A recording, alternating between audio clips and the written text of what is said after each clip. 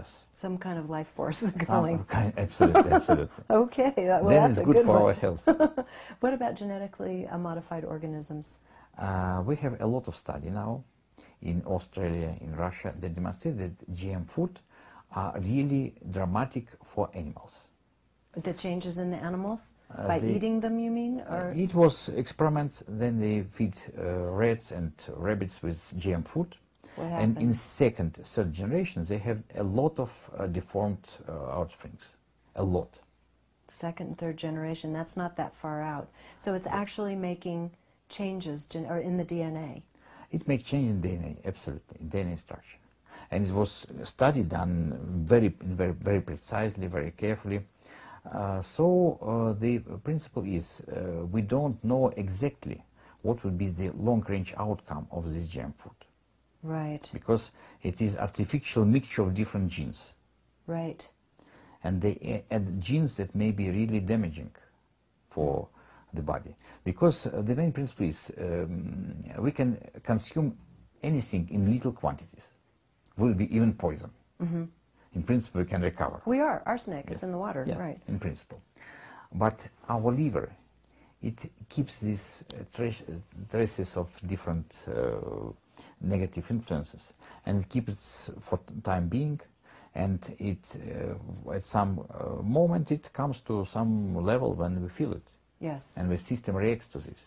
Right, and well, it's interesting. They've done these studies. What has the net effect been? You said, did you say Austria or Switzerland? Where these studies? Australia. Australia. Australia. Okay. And in Russia. And in Russia. And so some study in Switzerland as well, I know.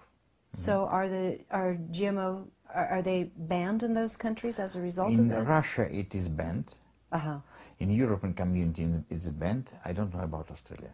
Okay. Interesting. We're quite a bit behind here in the U.S. on that. Yeah, still trying to argue the point publicly to for public opinion that they're safe and okay. Yeah, because it's big money. We all understand because it's tremendous money.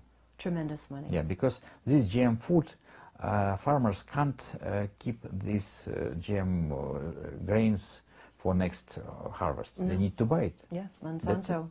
Absolutely. So it's tremendous money for the industry. Well, as a naive reporter about, maybe 15, 17, 18 years ago, I actually was invited to do a story on the flavor saver tomato at the university, not understanding any of this except there was a fish gene that was inserted into the genetic complex so that it wouldn't rot as fast. And it wasn't for years that I understood exactly what I had seen and what was going on. I had no idea of the complexities of what was to come. Absolutely. And so you get people in the media on board telling these stories, and for the last 15 years people have been eating genetically modified tomatoes. I hope not, because I didn't know any better as a reporter than to say, no, run for your life. Yeah, because the question is what would be in the next generation. Exactly. Because when you're talking about rats, of course, you're seeing the DNA changes and very quick generational changes in humans. I don't want to wait to see what's going to happen. I think they certainly should be banned. And this brings us also, we've talked about that, we haven't talked too much about the air we breathe and the vitality and energetic imprint of the air. And you're really big on negative ions. Can you talk about that and how we can infuse those in where they naturally are not? Yeah, it was a big study done, first of all, by our Russian scientist Chizhevsky in 40s and 50s, where it was demonstrated that air having no negative ions has very dramatic effect to life. And the experiment was very precisely done. It was 2 sealed cages of rats, and in one cage it was air where all ions was filtered out. Right.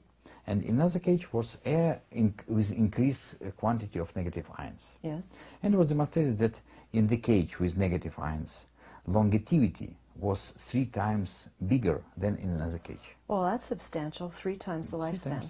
Yeah, so it is really tremendous effect, 300%. And in Russia, I heard in your lecture that it's required to have negative ion generators in, what, hospitals and clinics of certain types? This is good thinking. It's not required. It's just it's done? It's not regulation to have it, but most of clinics, they do have it. They do. It's not a requirement. This is voluntary. Yes. It's not a voluntary because it is up to the doctors whether they have it or haven't, because they have some fundings, they have some resources, and it's quite popular because it's very well known in Russia. How can we, besides the negative ion generators, what are some of the other ways in which we can infuse more negative ions into our own atmospheres in our homes, for example?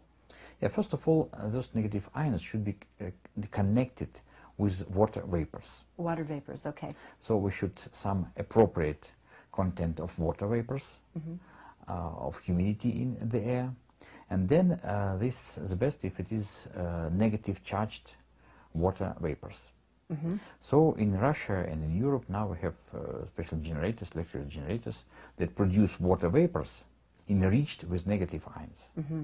So it is in Europe and in Russia it's quite available. I don't know about how it is in the United States, but as it is coming fast, then I'm It's not common, but you can find them if you wish. Yes.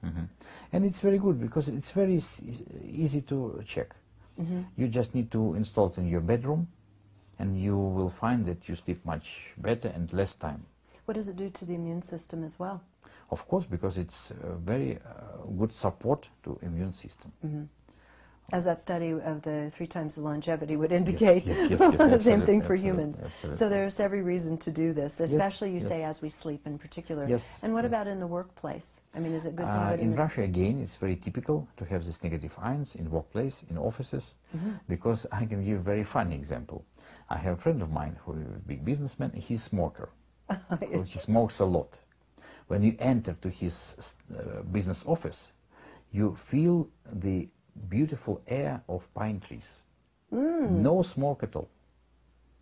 He's smoking, but he has a negative ion generator that is specially designed to prevent the smoke coming from him to another place. Oh, I can see the practical application here. Somebody who doesn't want their wife to know they're still smoking.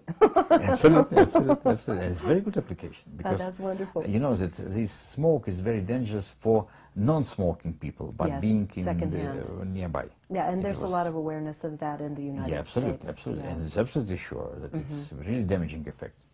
But with this negative ion generator, it's absolutely safe.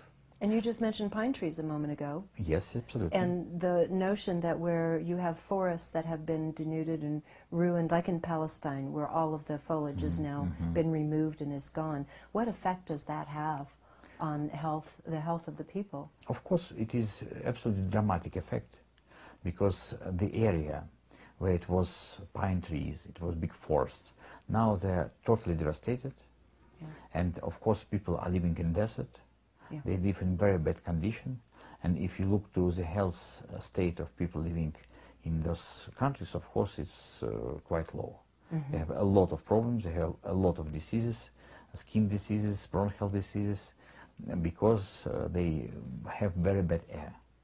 And the vitality of the pine tree itself also, does it create a negative ion atmosphere, or what does the pine tree itself do? Using pine specifically, because I heard you mention them. Yeah, they, as any tree, they produce oxygen, and this is charged oxygen, so it's active oxygen. And pine tree, they are specifically produce much more active oxygen compared to other plants and other vegetations. So I think I might be backing into it at this point, but you talk about ecogenetics now. What does that mean, and what are its implications? It means that now we have some influence to nature, mostly by polluting nature. And this nature pollution has effect on our genome fund. So genetic profile of people now is changeable. And we can see this in second generation, in children, because we have more and more children who are born with some problems. Genetically embedded problems due to genetically modified DNA of their parents. So we should understand that our ecology science and our troubles, those are not just for poor animals, but for ourselves. Yes. If we wouldn't take care